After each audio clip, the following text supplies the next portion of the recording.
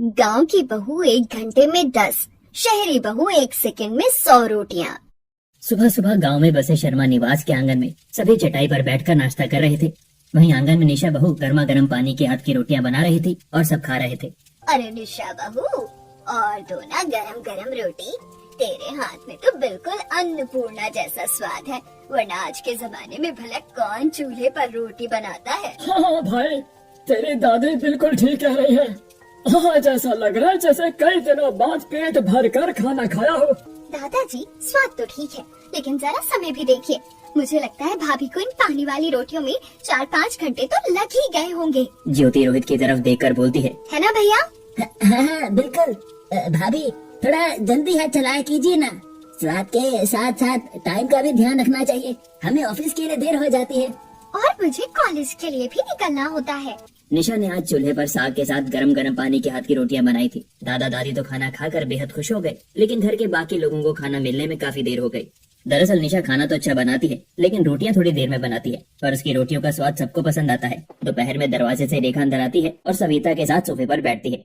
अरे सविता बहन आजकल दिखाई ही नहीं देती, कभी पड़ोसियों की भी खैर खबर ले लिया करो।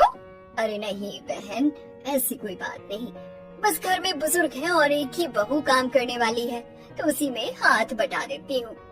हाँ वो तो है। वैसे तुम्हारे घर से तो रात के 12-12 बजे तक बर्तनों की आवाज आती रहती है। इतनी देर से खाना बनता है क्या? तभी कॉलेज से ज्योति आती है। क्या बताऊँ चाची, हमारी भाभी स्वाद के चक्कर में समय ही भूल जाती है। शाम 5 बजे खाना बनाना शुरू करती है, पर रोटियां बनाते बनाते खिलाते रात ही हो जाती है। अरे नहीं नहीं, इसे तो बातें बनाने की आदत है। अरे मेरी अकेली बहू ने पूरा घर संभाल रखा है। अच्छा वैसे सविता तुम टेंशन मत लो, तुम्हारे 2 बेटे हैं, कल को दूसरी बहू भी आ जाएगी, फिर मिलजुल कर दोनों सब संभाल लेंगे। थोड़ी देर बाद बातचीत करने के बाद रेखा आंटी अपने घर चली जाती हैं। इधर निशा घर का सारा काम समेट रही होती है। थोड़ी देर बाद दादी जी कमरे से आवाज लगाती हैं। निशा बहू, जरा कड़क सी चाय बना दे, मेरा सिर बहुत दर्द कर रहा है। जी दादी, अभी बना कर लाती हूँ। निशा चाय बनाकर दादी को देती है और फिर आंगन में सविता के पास आती है। मम्मी जी, घर का सारा काम हो गया है, मसाले साफ करके धूप में सुखा दिए हैं, अब बस शाम के खाने के लिए सब्जी लानी है। चलिए हम दोनों बाजार चल लेते हैं। ठीक है बहू, जरा झोला ले आओ, और हाँ सब्जी जल्दी लेना, कहीं फिर रात न हो जाए। दोनों सास बहू बाजार जाती हैं। निशा बहुत देख परख कर सब्जियां खरीदती है, जिसमें काफी समय लग जाता है। निशा बहू, थोड़ा जल्दी काम किया करो, देखो सब्जी लाने में ही कितनी देर हो गई। अब कब घर जाएंगे और कब खाना बनेगा? जी कम से कम अच्छी और ताजी सब्जी तो आ गई है, इनका स्वाद भी अच्छा आएगा, आप चिंता मत कीजिए, मैं खाना बना लूंगी। निशा घर आकर सारी सब्जियों को अच्छे से धोकर काटती है, फिर उन्हें आंगन में बने मिट्टी के चूल्हे की धीमी धीमी आंच पर पकाती है। उसके बाद रोटियां बनाती है। इन सारे कामों में उसे 4-5 घंटे लग जाते हैं। तब तक पंकज और रोहित भी ऑफिस से घर आ जाते हैं। अब पूरा परिवार डाइनिंग टेबल पर बैठकर खाने का इंतजार कर रहा होता है। सबकी थालियों में सब्जी थी। निशा चूल्हे पर गरम गरम रोटियां बना रही थी। पहले वो रोटियों को पतला बेलती है, फिर हाथ से उठाकर तवे पर सेकती है। अरे बेटा, जरा जल्दी खाना ले आ, मुझे दवाइयाँ भी लेनी होती है। अरे भाई, इस समय खाना खाकर तो हम बीमार हो जाएंगे, कब खाएंगे कब सोएंगे। अरे दादी, थोड़ा इंतजार कर लो, आपको ही तो चूल्हे का खाना पसंद है, आपको ही तो ये गांव के रीति रिवाज अच्छे लगते हैं।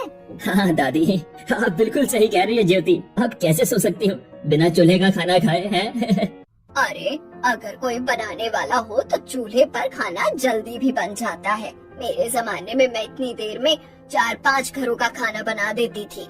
दादी की बात सुनकर सब लोग हंसने लगते हैं। इतनी देर में निशा खाना परोस देती है। सब लोग खाना खाकर अपने अपने कमरों में सो जाते हैं। अगली सुबह फिर वही रोज का सिलसिला शुरू हो जाता है। निशा सुबह सुबह खाना बनाना शुरू कर देती है और देर तक रसोई में लगी रहती है। काम निपटा कर वो अभी अभी कमरे में आती है, जहाँ पंकज काफी देर से उसका इंतजार कर रहा होता है। क्यों महारानी जी, हो गई फुर्सत? सारी जिम्मेदारियां निभा ली? अपने पति की भी कोई जिम्मेदारी है कि नहीं? मुझे तो तुम पूछती ही नहीं हो, पूरा दिन घर वालों के काम में लगी रहती हो। हाँ। क्या बताऊं, मैं खुद भी इस दिनचर्या से बहुत परेशान हो गई हूँ।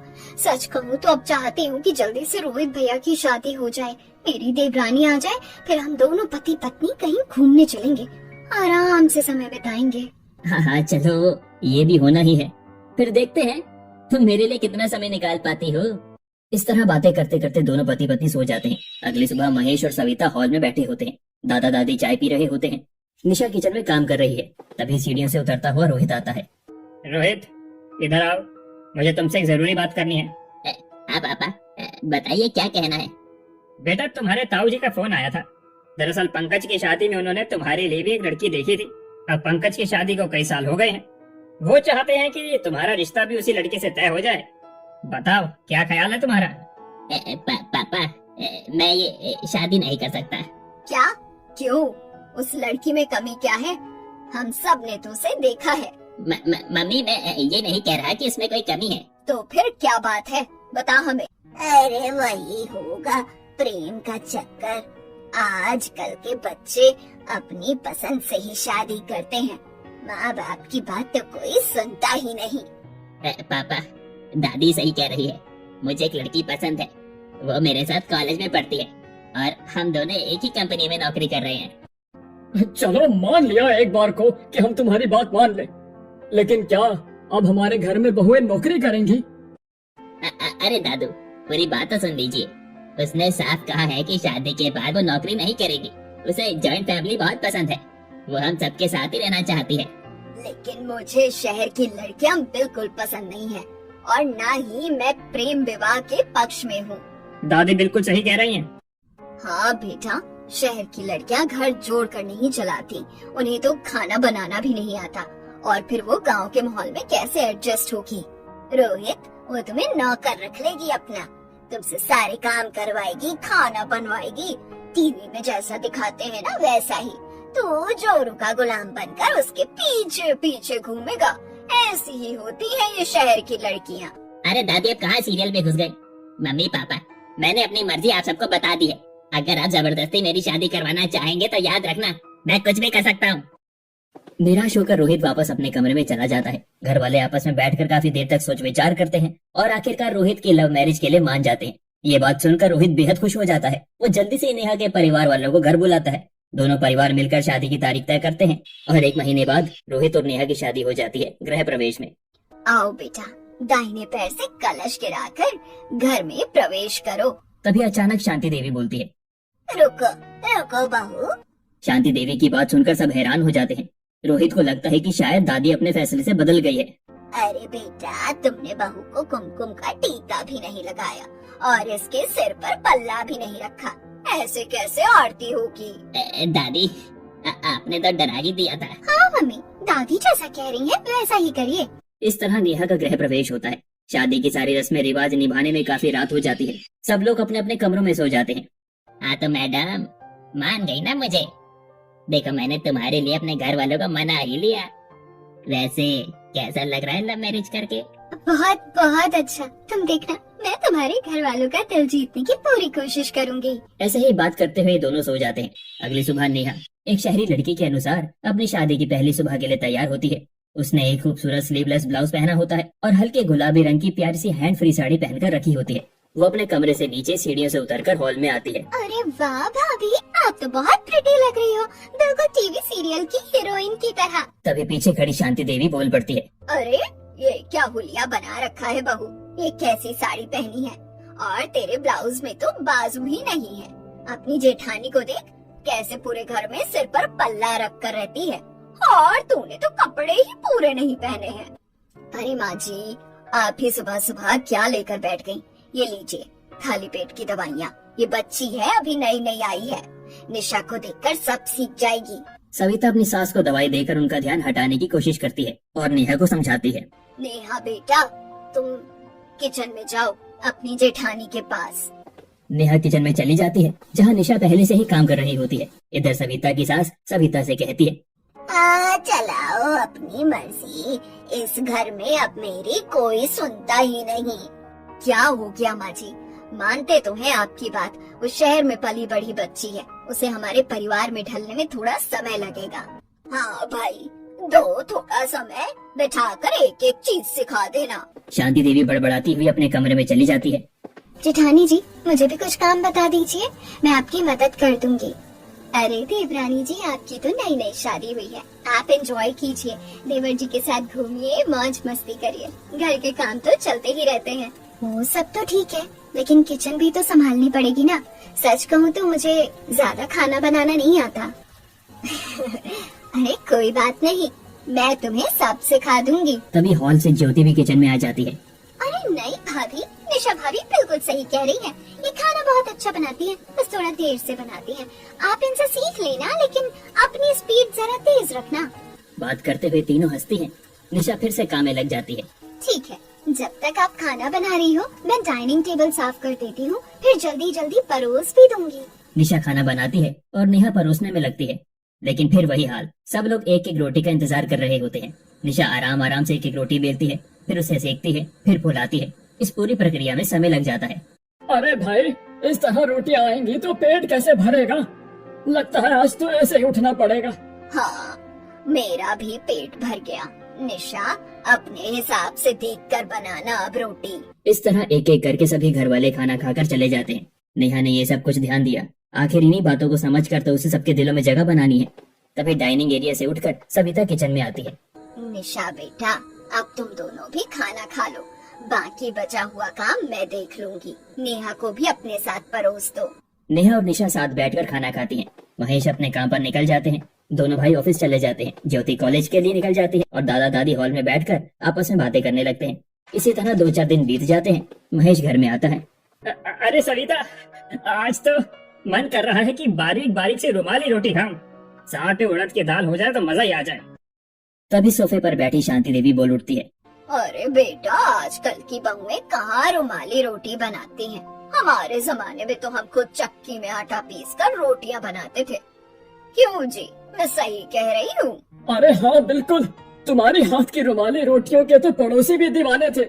इतनी स्वादिष्ट रोटियां बनाती थी। हाँ, वही स्वाद याद करती हूँ मैं, लेकिन अब इन हाथों में वो जान नहीं रही। ये सब सुनकर अपने कमरे से निशा बाहर आती है।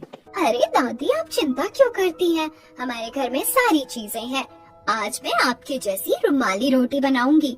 नेहा, तुम भी मेरे साथ किचन में आओ। तुम भी देखना कैसे बनती है रोटियां। बाद में तुम भी मुझे बनाकर खिलाना।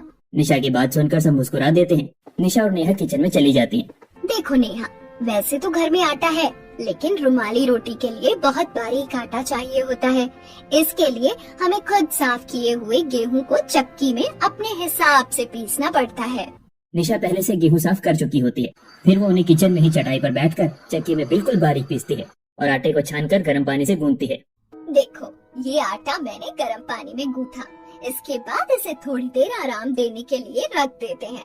फिर आटा बहुत सॉफ्ट हो जाता है और रोटियां अच्छी फूली फूली बनती हैं। दीदी, ये तो बहुत लंबा प्रोसेस है। अगर रोज ऐसा करेंगे तो बहुत समय लग जाएगा। अरे नहीं, रोज थोड़ी करना होता है।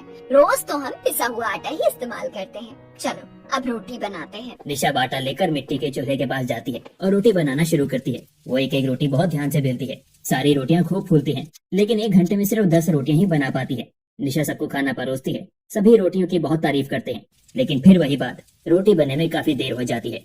इसी तरह दिन बीतते जाते हैं। नेहा अब समझने लगी थी कि घर वालों का दिल कैसे जीतना है। अगर मुझे घर के लोगों के दिलों में जल्दी जगह बनानी है तो मुझे जल्दी रोटी बनानी होगी, क्योंकि सब लोग गांव की जेठानी जी के देर से रोटी बनाने से परेशान हैं। गांव की बहू 1 घंटे में 10 रोटियां जो बनाती है, और मुझे 1 सेकंड में 100 रोटियां बनाने वाली शहरी बहू बनना होगा। तभी ऊपर से ज्योति की आवाज आती है। अरे भाभी, मैंने आपको बताया था ना कि मुझे जल्दी कॉलेज जाना है, और देखो अभी तक नाश्ता भी नहीं बना है। मैं जा रही हूँ ऐसे ही, कॉलेज में ही कुछ खा लूंगी। ज्योति की आवाज सुनकर नेहा नीचे आती है। अरे दीदी, बस मुझे 5 मिनट दीजिए, मैं झटपट आपको रोटियां बनाकर दे देती हूँ। भाभी, निशा भाभी से तो आज तक 5 मिनट में रोटी नहीं बनी, आप कैसे बना देंगी? आप रुक करते देखिए, मैं बनाकर दिखाती हूँ। ठीक है, अगर आप कह रही हो तो मैं तब तक अपनी किताबें बैग में रख लेती हूँ। नेहा फटाफट किचन में जाती है, थोड़ा सा आटा गूंथती है और चकले पर एक के बाद एक लोई रखती है। उनके बीच में पन्नी रखकर एक साथ 6-7 रोटियां बेल देती है। वो गैस चूल्हे पर 2 तवे चढ़ाती है और दोनों पर एक साथ रोटियां सेकने लगती है। कुछ ही देर में, ज्योति, आपका टिफिन तैयार है, नाश्ता भी बन गया। पहले थोड़ा खा लो, फिर चली जाना आप। ज्योति हैरानी से देखती है। अरे, आपने इतनी जल्दी रोटियां बना दी, वो भी इतनी सारी।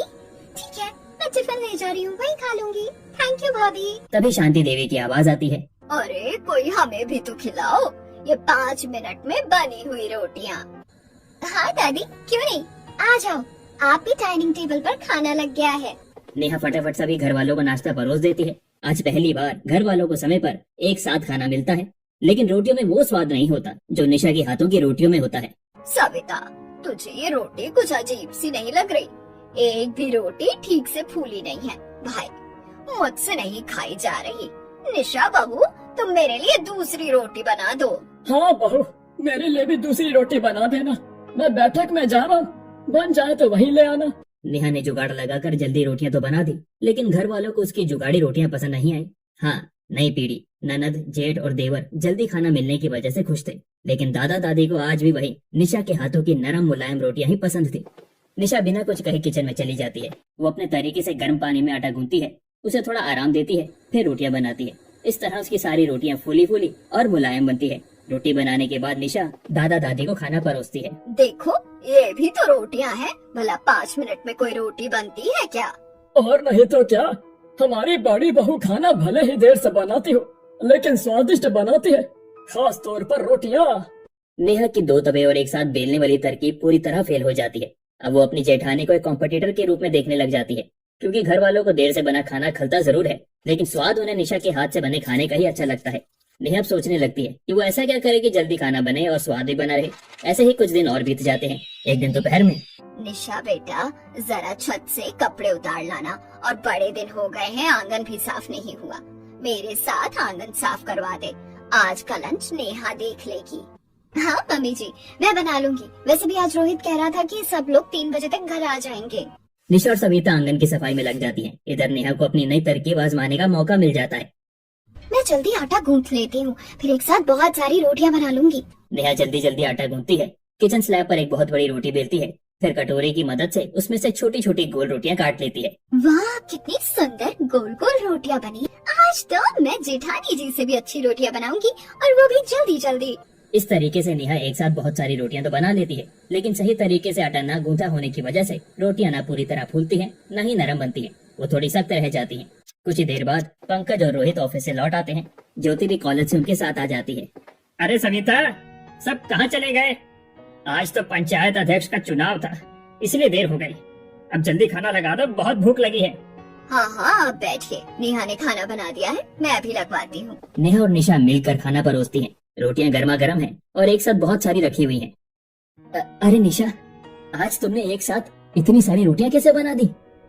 हाँ भाभी, हमें तो आपकी एक एक करके आने वाली रोटियां ही पसंद है।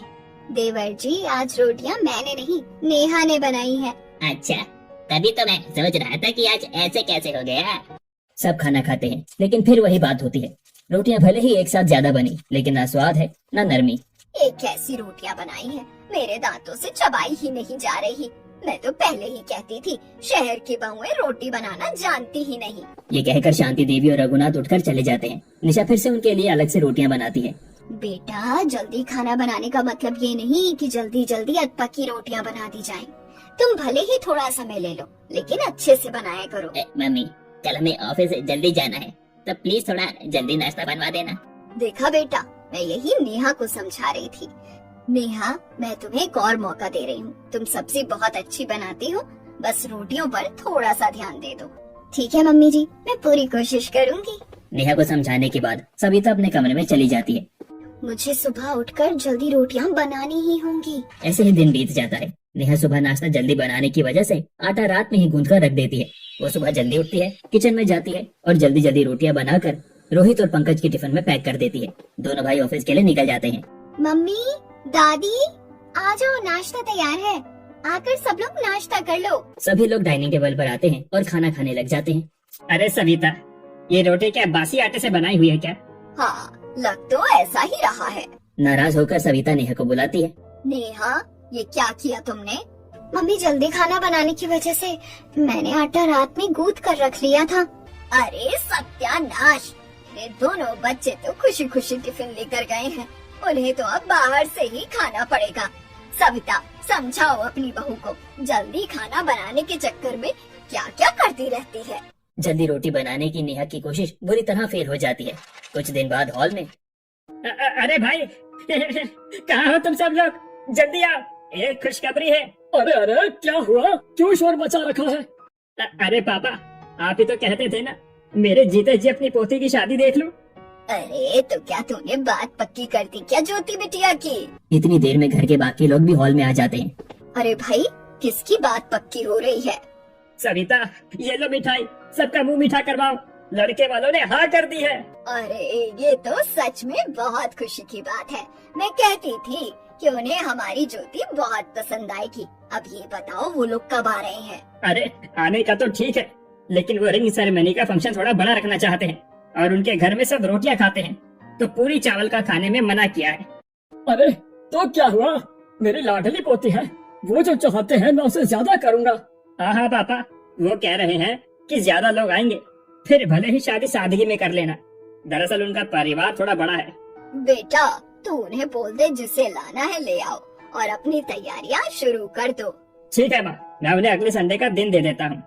अगले संडे ज्योति की रिंग सेरेमनी है। ऐसे ही बीच के बचे हुए दिन गुजर जाते हैं। फाइनली सगाई वाला दिन आ जाता है। घर में जोरों शोरों से तैयारियां चल रही होती हैं। पूरा घर फूलों से सजा दिया जाता है। वहीं घर के पिछले वाले हिस्से में अरे पंकज, हलवाई को फोन कर, कितनी देर में आएंगे? देख, यहाँ सारा भट्टी का सामान रखा है, रोहित को भेज, इसे इस तरफ शिफ्ट करा दे। इतनी देर में हलवाई आ जाता है।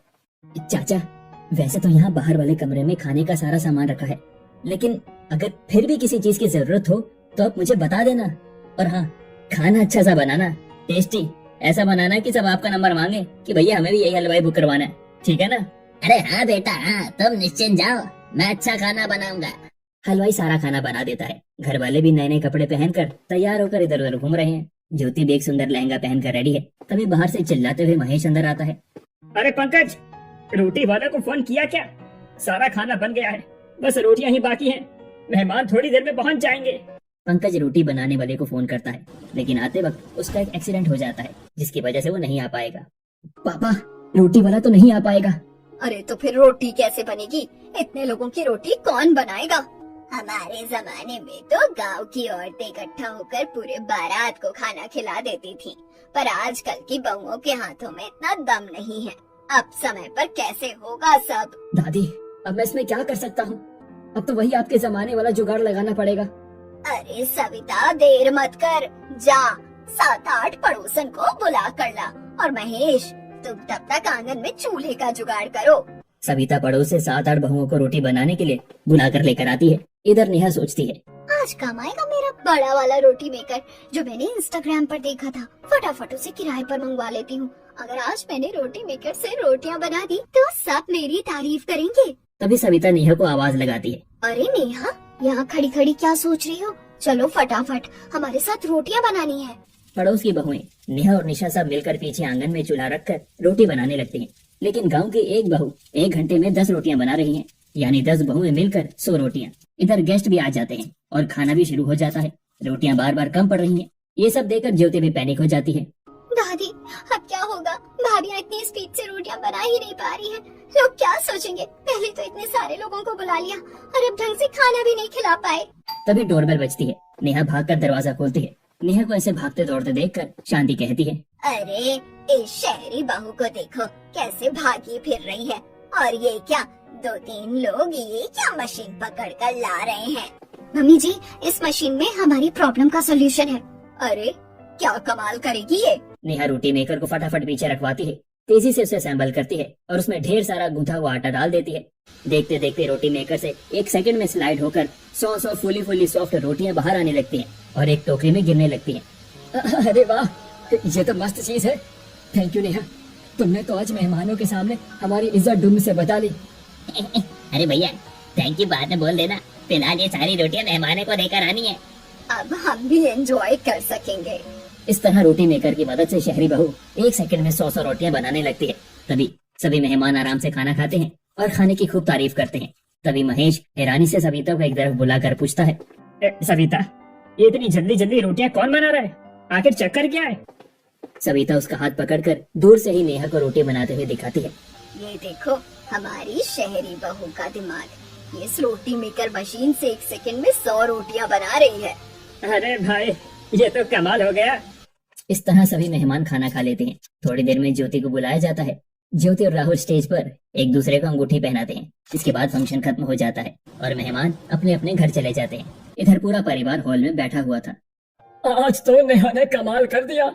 इसने दिखा दिया कि शहरी बहुएं भी कम नहीं होती, उन्हें भी रोटियां बनानी आती है। मैं तुझे ऐसे ही कामचोर समझती रही, तू तो बड़े काम की निकली। 1 सेकंड में 100 रोटियां बनाकर आज तूने हमारी इज्जत बचा ली। भाभी, दादी बिल्कुल सही कह रही है।